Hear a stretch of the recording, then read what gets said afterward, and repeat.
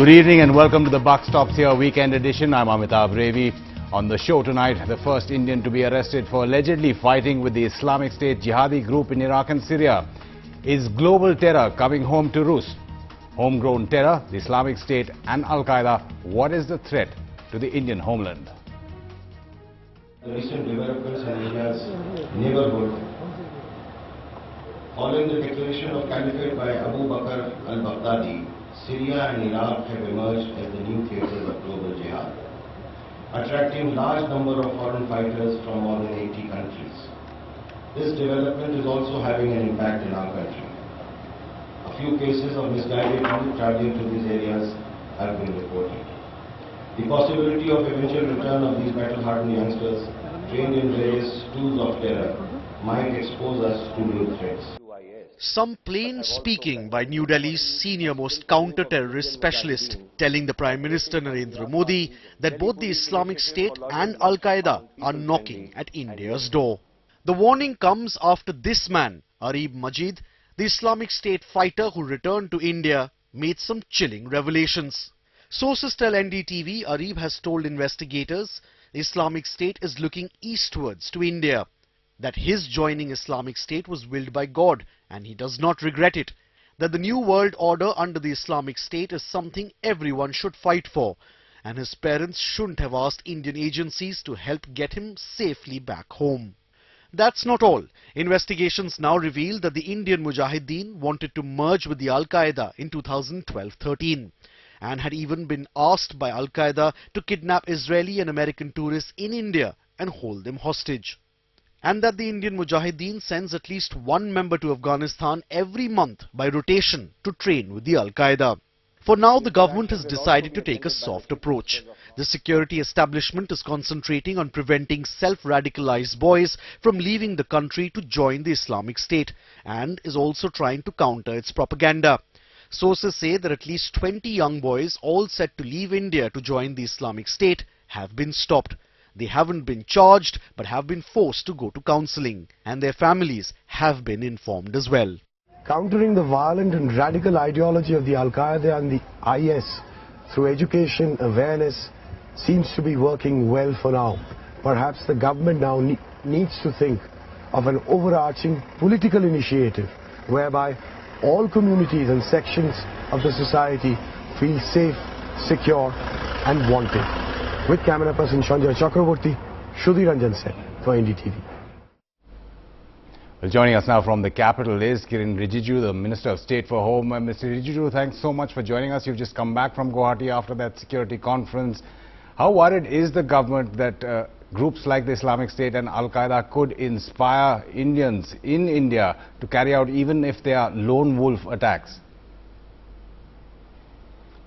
The government's position has already been made known to the countrymen that the government is taking all matters related to Al-Qaeda or ISIS very seriously, and the Home Minister also has stated that we are not taking the situation lightly. But anything regard to the policy and our steps, I will not be able to speak in length because the Parliament is also in session. Yeah, Mr. Riju, but we do believe that attempts by Indians to travel to Iraq or Syria have already been stopped in India itself. No, that is because of the situation which is prevailing there. It's not conducive for the Indians to travel there, and you already know that our missions there have been cut, and there's not much our side we are doing there. So it's a situation which demands that the Indians should not travel in those My question actually relates to the fact that safe. agencies have been able to identify people who have possibly been radicalized and want to travel to Iraq or Syria to fight there.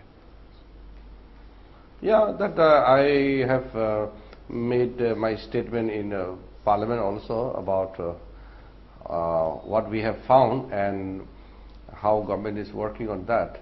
And as I said, regarding the strategies and all, I won't be able to discuss, but the fact is already said that government is in know of the situation, and the youths who are being being mobilized or trying to be Sure. part of that radicalization process, thereby getting the youths involved in the activities in Middle East. So it is there. Mr. Rijiju, as I said, you just come back from that conference with the top DGPs that the Prime Minister addressed in Guwahati. Police reform in terms of tackling the traditional way that we thought that terror could strike India, that's extremely close to your heart?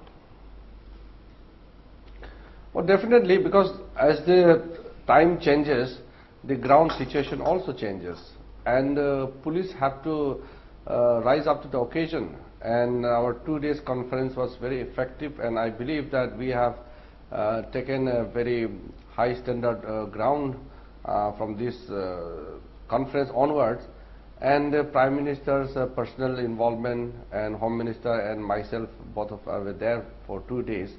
So it was a very effective kind of a 2-day session, and for the first time the DG's conference was held outside the capital and breaking the 49 years tradition. Sure. So it was a full session, and it was very effective and very useful, and I believe that even the DGs among themselves, they also had a very good session, whereby the police all over the country, whichever states or union territories it may be, but Sure. we are going to work closely in close coordination. So this was in fact one of the most important outcome of the conference. Right, you're talking about coordination, Mr. Rijiju. If you again look at, forget Islamic State or Al-Qaeda and their attempts at competitive jihadism, if we can call it that, in the Indian subcontinent, but the traditional forms of terrorism that we faced and what we saw after 26/11, the fact that maritime security, now isn't that an issue that has to be addressed,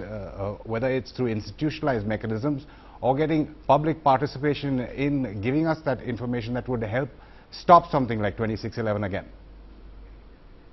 Well, definitely. As I said earlier, that our way of functioning, the police system, needs to be improved as the situation is different from what it used to be now. So right now we concentrate on Northeast and the general security of India, and next time, next year it will be something focused on coastal. Likewise, we will keep on shifting the focus area, but the main thing is that what Prime Minister also stressed, and what our new government is looking forward, is that the basic behavior of the policeman, without talking high ground about police modernization or Right. police reforms, we have to take certain steps which we can do without taking big steps, like a basic Sure. behavior of a policeman. A constabulary, in a way, is the key to the success of the whole police organization. So right from a constable to the DG, there needs to be basic changes in terms of how we deal ourselves, so that people feel that police is not for the government, but police is for the protection People. of the common people. Right. So that's why we have to shift the focus for the service to the people. Kiran Rijiju, Minister of State for Home, speaking exclusively to NDTV. Thank you so much, talking about not only mobilization of police and security forces, but motivation as well. Well, joining us now from Dimapur is Sudhiranjan Sen, who was in Guwahati. He is now on his way to Kohima for the Prime Minister's visit. Also in our Delhi studios, G. Pathsati, former High Commissioner to Pakistan. From Delhi, Jaiveer Shergill, spokesperson of the Congress. Also from Mumbai, we have Iftikhar Khan. He's Arif Majid's uncle. This is, remember, the so-called or the alleged Islamic State recruit who has now been arrested on his return to India. And from the US, we are joined by Professor Vijay Parshad. He's an author, columnist, professor of international studies at Trinity College as well, and is very well versed with both the subject as well as the area. So, just coming to you first, you heard the Minister of State. Now, tell us a little bit more of what your information is on what the government is really doing to stop this radicalization of Indian youth. Well, Amitabh, from what I've been able to pick up from my sources, it's basically a two-pronged strategy that that is being worked out, and its basic plinth of it is deal with it delicately, because mind you, it is all radicalization that has happened through the internet. It's self-radicalization. So therefore the government is saying, first let us find out who these boys are who are getting self-radicalized. And for that there is a huge amount of background work that is going on, trawling through the internet, trying to find out how these people, which people are accessing it. Next comes the stage of, people trying to leave. What my sources indicate, Amitav, is that there is a watch that is being kept on people who are buying single one-way tickets, and that has apparently yielded huge amount of benefits, because these people who have been stopped have actually told their parents that they're going off to the Gulf to work, whereas they were going to join the IS. When they were stopped at the airport, at least in 2 cases that I know about, when they were stopped about in the airport, a large number of material, IS literature was recovered. That is when their parents were brought in. No cases were slapped on them. They were asked to go through counseling and so that they can go back and join ordinary normal life. That seems to be the main focus of the agencies, of the police, that prevent these boys, talk sense to them and let them go back to normal life. Amitav. Sudhi, I'll just come back to you on the specifics of the Arib case as well, but let me just bring in my panel here, going to Professor Parshad. Thanks so much, good to see you again. This radicalization, is it a threat that's over-focused on in India? Is it something that the West is more worried about or should be more worried about than India? Well, the fact is that there's a great difference between the Islamic State and Qaidat al-Jihad, the group that Al-Qaeda has created for India. The Islamic State is more interested in drawing in fighters from around the world to come to their roughly 40,000 square miles of territory and fight against their enemies there. Al-Qaeda, on the other hand, is interested in recruiting people to conduct what you've called lone wolf attacks around the world. So the people who are being recruited by the Islamic State have a very different purpose than the people who are being recruited by Al-Qaeda. Sure. I think this distinction is very important. That's a distinction Ambassador Pathasati, you would agree with? Look, I look at it from the Indian angle. Yeah. Unlike the Al-Qaeda was not really anti-Shia. This is anti-Shia. And brutally anti-Shia. This one regards everybody except their version of Islam as a kafir. Right. So whether you are Christian or Hindu or whatever, or Shia, you're not. Whereas Bin Laden was very clear. His jihad was against Jews and Crusaders, Israel and America. Very clear. Now, in the case of these people, they are largely made up of fighters from the Arab world, and also from Europe, the West.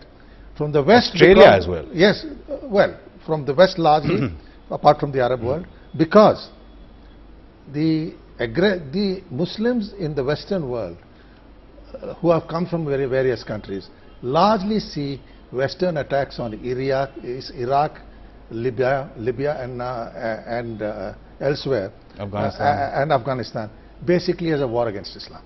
We are not involved. Now, let's be very real. This is taking place in Iraq and Syria. To get there, they have to travel through Saudi Arabia and the Gulf. Okay? Saudi Arabia... Or in this case like Turkey and Professor Prashad but they'll have to proceed to Turkey. Yeah. Saudi Arabia and the Gulf are dead against ISIL. So apart from what we do here, we'll have to have very close intelligence cooperation with the Gulf cooperation countries and with Turkey. Not to speak... And one more point. I don't buy this business about the statement coming out of the Al-Qaeda in Afghanistan as being from Al-Qaeda. Let's not forget, Bin Laden was housed by the Pakistanis. I am quite certain that Zawahiri is in an ISI safe house, very well ensconced. So I would take that threat much more seriously, because it would have the backing of the ISI. Would have the backing of the ISI. Bringing in Jaiveer, Shergill, are you happy with the response so far of the government, especially in view of radicalization of Indian youth in terms of IS and Al-Qaeda? Amitabh, I want to make 3 points. And, in specific, I'll reply to Mr. Riju's comments or initiatives being taken. Number one, this India-focused recruitment is much more a serious concern than the terror which is being exported into India from our geographic neighbors. and there are three specific reasons for it. Number one is the concept which is coming in this terror world, the psychology of the internet, which is being used as an inspiration. And you know, the latest case of Arif says the educated are ideologically getting connected to these causes. Number two is the modus operandi of this ISIS or IS now, where they've started a concept called the chosen few of different lands, which are not necessarily from Islamic states. You have 700 reports, say 700 French citizens, 400 from United Kingdom. So these chosen few of different lands is altogether a different, where they are strengthening from all over the world. Now number three, we have to be very alive, and we cannot be dismissive to that situation. You would recollect there was a situation in Tamil Nadu. There was a flag being shown in Kashmir and Mr. Abdullah saying, no, this is nothing of a serious concern. Correct. Now we can't be dismissive about these facts. Number three, when you talk about police reforms, you know, Amitabh, let's not forget our biggest problem today is the number of police personnel. From United Nations norm, it has to be 280 per lakh citizens. We are somewhere around 130, and UP and Bihar is 65 and 130. Lastly, it's not a matter of stick alone, it has to be a heart and mind. We have to be very careful. Heart and mind, the government correct. in power. That's in fact what Sudhiranjan was... Right. That's what Sudhi was talking about. I just come back to you, Mr. Shergill. I just want to get in Iftikhar Khan, who is Arif Majid's uncle. Now, Arif has returned from Turkey. We'll get a little bit more information on how he came back from Sudhi. Iftikhar Khan साहब, आप ये बताइए, आप क्या सोचते हैं कि आरिफ माजिद को किसी ने ब्रेन वॉश किया था, या उन्होंने प्रोपेगेंडा इंटरनेट पे देखा था, इसलिए वो आईएस के पास गए थे उनके साथ फाइट करने के लिए? सर, पहली बात तो मैं आपको बता दूं कि मैं फहद का अंकल हूं। और दूसरी बात ये कि जब ये बच्चे इराक गए तब वहां पे कोई वार नहीं थी। ये 21 या 22 मई को यहां से फ्लाइंग किए, यहां से गए हैं और मिसिंग हुए। हमको मालूम नहीं कहां गए। हम लोगों ने मिसिंग की कंप्लेंट दिए। तब इराक में एकदम शांति थी। नहीं, मई में तो चल रहा था। जून के बाद ही तो आईएस ने इराक में पूरा स्वीप किया था उस टाइम। वो सीरिया में तो ऑलरेडी थे उस टाइम। बराबर है, लेकिन जब भी आप ऑन रिकॉर्ड आप देखिए, 21 मई या 22 मई को जब यहाँ से गए तभी इराक में बिल्कुल शांति थी, तभी वार थी नहीं। और वहाँ आईएसएस का कोई मतलब आप क्या कह रहे हैं, वो किस लिए गए थे फिर इराक? क्यों गए थे? काम के लिए गए थे? बिल्कुल आईएसएस के ज्वाइन के लिए। जी सर, आप सुन लीजिए ना, जब ये बच्चे गए, आप वो डेट देख लीजिए, और उस वक्त इराक में कोई जंग नहीं थी। आईएसएस का वहां पे कोई निर्माण नहीं था, आईएसएस का कोई कॉन्सेप्ट नहीं था। इनके जाने के 15-20 दिन या करीबन आईएस का कॉन्सेप्ट तो 2009 से चल रहा है। वहां क्या हुआ था उनके साथ आपके मुताबिक? क्यों गए? जो मीडिया सर, जो इनके फोन आए, फौज के फोन आए पिछले 1-1.5 महीना पहले बकरीद के टाइम पे कि हम वहां पे जॉब कर रहे हैं। जो जांच एजेंसी के पास शायद वो टेप भी होगा जी, कि हम हॉस्पिटल में हैं, कोई रिफाइनरी कंपनी में हैं जी। और ये भी ऑन रिकॉर्ड ही है कि जब इस वक्त गए, भले अंदर वार हो रही होगी, हमको मालूम नहीं है जी, लेकिन जब ये पर्दे पे आया तो ये जून में आया सर। 10 या 15 तारीख को जून में आया, पर्दे पे आया कि एक आईएसएस करके तंजीम उभरी है और वहां पे एक बड़े लेवल के वार हो रहा है और इनको उससे क्लब किया गया है। तो मैं ये नहीं चाहता हूँ। और वैसे भी देखो, पर्दा भी उठ गया। आरिफ मजीद आ चुका है बॉम्बे में जी, एनआईए के साथ में। ये हम लोग अप्रिशिएट करते हैं हमारी गवर्नमेंट को, मोदी जी को, राजनाथ सिंह हमारे गृह मंत्री को, कि उन्होंने इसके अंदर पहल किया, हमारे बच्चों को लाने में कोशिश की। और हम उतनी ही उम्मीद रखते हैं कि हमारी जो जांच एजेंसी है वो बच्चों के साथ में, ठीक है उन्होंने गलती है कि ये बच्चे हैं, सुबह के बोले शाम को अगर वापस आते हैं, लेकिन इनका जो मकसद है, जो नियति है, वो देशद्रोही से कहीं इनसे प्रूव नहीं होता कि इनके देश के अंदर कोई। ठीक है इफ्तिखार खान, आपका हमने पॉइंट सुना। इनका कोई बैकग्राउंड है। Sudhi, just coming to you, taking off, what do we know about this particular case of Arif and the other 3 boys, men who went from Kalyan? Well, you know what I've been told by people who are talking to Arif is that Arif has not shown any remorse. Arif says that there is that the IS is trying to look at India. There is a possibility, and the investigative agencies are looking at this very, very carefully as to whether or not Arif had been sent back with a very definitive plan. Because the way he left Syria and reached Turkey is still not being explained. It's still not falling into place. It seems he was helped to reach Turkey, from where he calls his parents. And the other thing that has come out, at least from what I've picked up, Arif is extremely unhappy with his parents for asking help from the government of India, because he's told us, told the interrogators that there was no need, because I have joined the IS, it is the will of God, and the entire ideology of IS and the world order that IS is propagating is that you need to strive for that. The Khalifa, the caliphate which they are.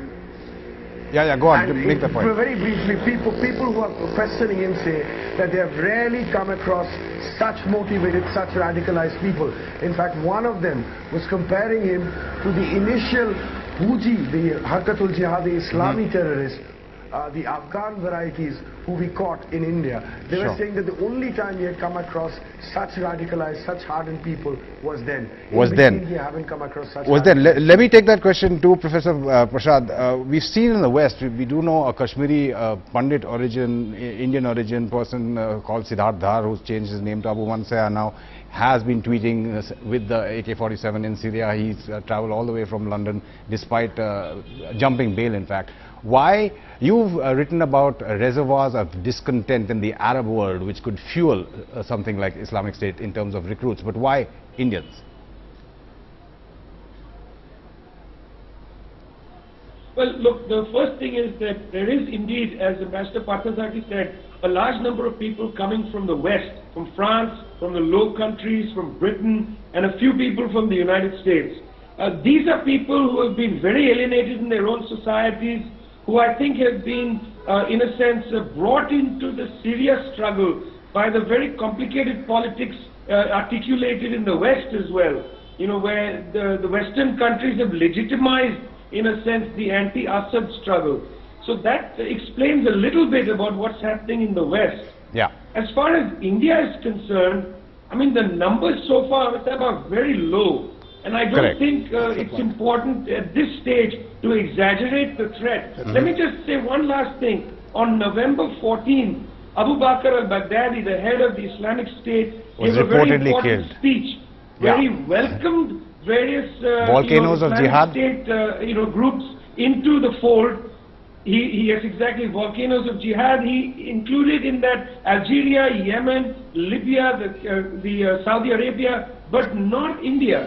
And that's a very important lapse on the part of the leadership of the Islamic State. Sure, you're talking about the bayah that was given the oath of allegiance by those groups in various states. Ambassador, do you agree with that it's an over-exaggerated threat? Absolutely agree. Look at the buffer. Look at the lands they have to travel through. If they have to go for radicalization, they're going to go across the Khyber Pass, where they're going to be facilitated. So, but this ideology is pernicious. The ideology is pernicious. Let us see what happens to those unfortunate 40 odd of our own people. Let's not rush to conclusions. We need to take measures in India. Quite obviously, the websites are known. They'll have to be monitored as to who's hitting on them. Secondly, the fact of the matter is that we need to sensitize, like these guys returned from Turkey.